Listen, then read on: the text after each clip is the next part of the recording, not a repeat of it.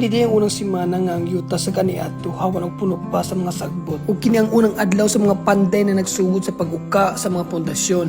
Bisan tuod o kapait sa kainit sa adlaw, wala sila'y hunong sa pagtrabaho kay naibaw sila nga dinhi magsugod ang kalig-on sa tanan. Milabay ang mga simana ug mga bulan. Ang mga pahaligi kaniadto nga kabilya lang giputos sa semento ni barog ug tarong. Nagsunod dayon ang pagpahiluna sa mga hollow blocks para sa bumbong. Ang saba sa mga martilyo, ang aga sa semento na himo musika sa paglibot.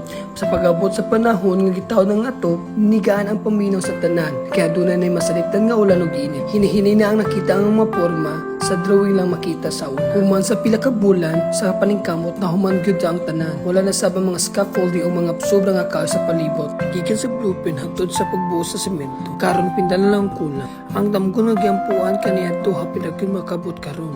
Busa po sa among pag-abli, uban ni kami sa pag-abli ning among gamay nga negosyo. Excited na kami nga maserbisyuhan ug ma-welcome kamo dinhi. See you very soon.